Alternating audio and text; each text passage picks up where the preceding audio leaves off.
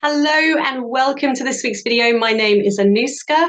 So great to have you here, and thank you to all my new subscribers. Please do keep subscribing because it really helps to get my videos out to more people.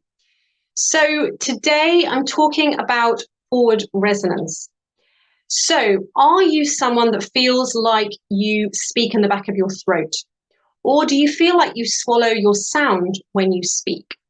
If so, this is absolutely the video for you, because in my work, forward resonance is one of the cornerstones to a healthy, functioning, free voice, which you absolutely want if you are using your voice day in, day out in your business or career. It's absolutely critical. It doesn't matter what your accent is, doesn't matter what language you speak, finding that forwardness in the voice is going to make a huge difference. Now, I pretty much work with every client on this, and I work with people in every corner of the globe. Some of the signs or symptoms I'm looking out for, obviously I'm listening to a voice, but I'm also asking questions of the client. Raspiness, croakiness, vocal fry, so that kind of sound if someone talks a lot like this when they speak. For example, it could be a lot of mumbling and a lack of clarity. It could be that their voice is very sort of meek and mild and they struggle to get any strength or power or projection in the voice. It could also be a lot of muscular effort and a lot of heaviness that I'm hearing in the voice.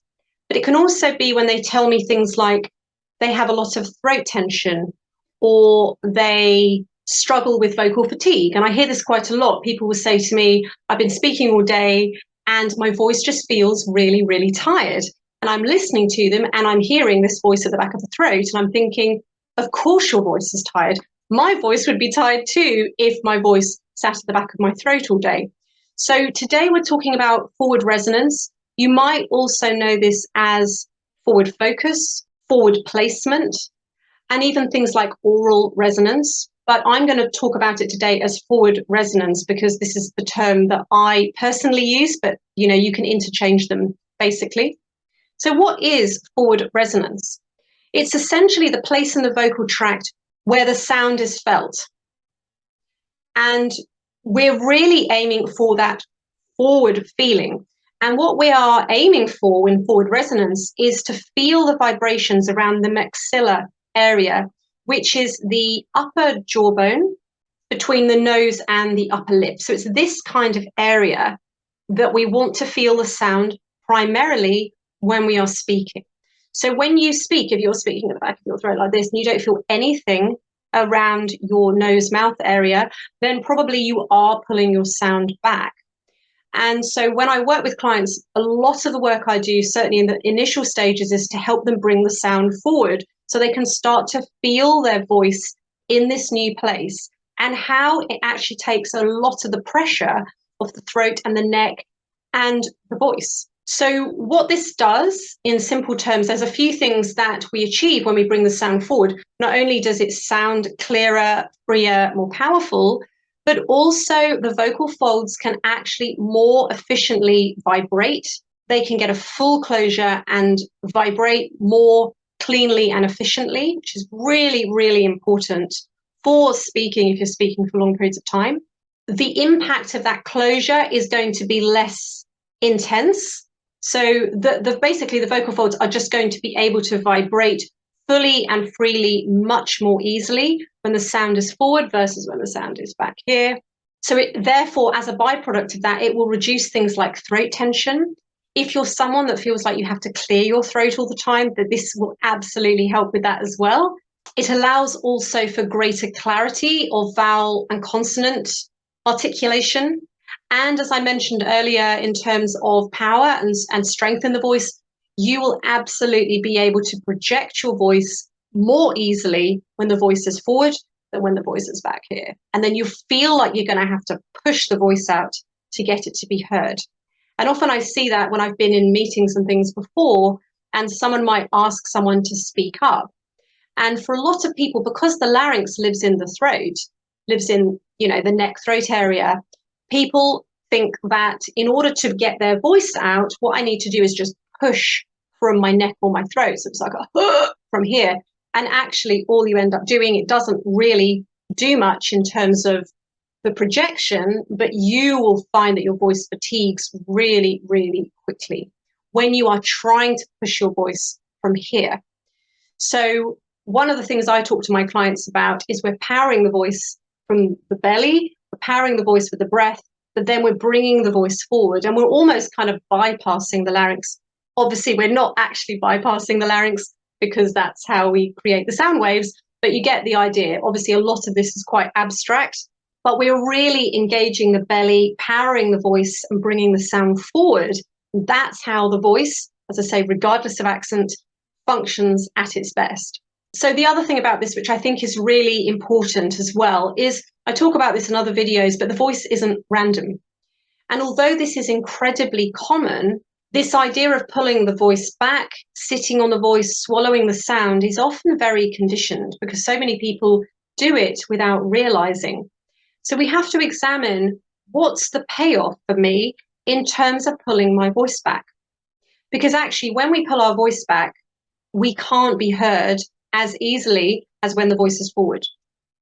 So in some shape or form, whether we're conscious of this or not, we are hiding. And as I say, we learn this from a young age. We learn how to speak by mimicking those around us. So if everyone else around us is pulling their voice back when they speak, we'll probably do the same thing because we're not going to want to stand out apart from anything else and really be heard. But it's really important that you examine this in your own life. What was the messaging around using my voice? It may not have been within your family, maybe it was within your peers, maybe it was at school, maybe it was in your community. But look at what was the messaging you got around sharing your voice, sharing your thoughts, feelings, and ideas. Because pretty much with every single person I work with that does this, there is something in their past that they thought had nothing to do with their adult life now, because that was 20 years ago. But the truth is, if we don't bring it into awareness, we don't examine it with compassion, and we don't integrate it, we are just going to keep reliving those patterns from our childhood. And a big one of that is hiding behind our voice, because we get a lot of messages, particularly as children, around being seen and not heard. And even in more subtle ways, and certainly in my upbringing, as the youngest, I was just the silly little girl that didn't know anything. So I learned not to express my opinion as a child.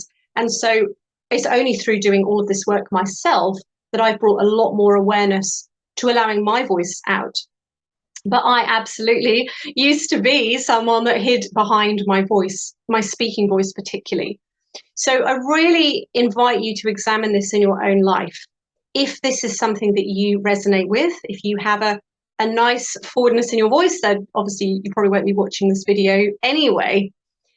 But the good question to ask yourself is, what do I avoid when I pull my voice back? So what's really important in answering that question, though, is not just the intellectual understanding. So I'll give you an example. You might come to the conclusion that, well, if no one can really hear me, then I avoid being criticized, as an example. Now, that intellectual and understanding and that intellectual awareness is absolutely brilliant, but it's not going to make the change. The change happens in the emotion and connecting to the emotion.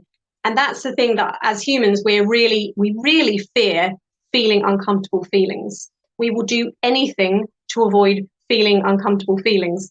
But what I invite you to do, knowing that what we resist persists, is actually to go into the emotion.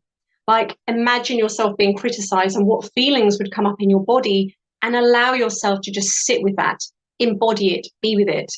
Because I promise you, when you don't resist the feelings, they can just move through, because emotion is just energy in motion. But when we keep pushing it away and we don't want to go there and we stay in the intellect, we're just giving it more and more energy. And then when we come to try and do this voice work, we're going to find it quite uncomfortable, quite challenging to allow the voice to really come out and really be free. So we have to integrate this. We have to become okay with being heard.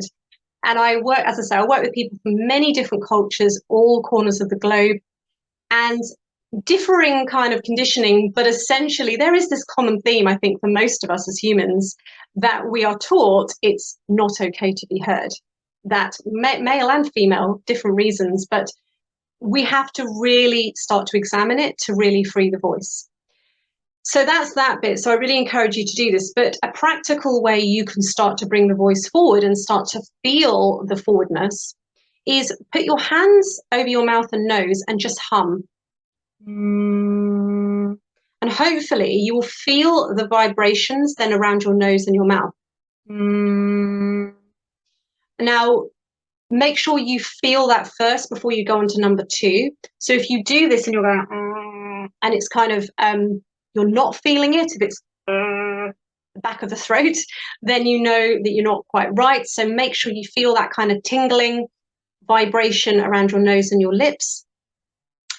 Then I'd like you to put your hands there again and count from 1 to 5, but try and keep that forward sort of tingly feeling as much as you can. 1, 2, 3, 4, 5. 1, 2, 3, 4, 5. You can just get so much more power, strength, richness, depth, expression, dynamics when the sound is forward versus when it's back and you're trying to push the sound out. So I'd love to know how you go. Let me know if you have any questions. And if you have any topics you'd like me to cover in the future, please also comment below. But if not, I will see you on next week's video. Thank you for watching. And please do like, share, and subscribe if you enjoyed today's video. Thank you so much.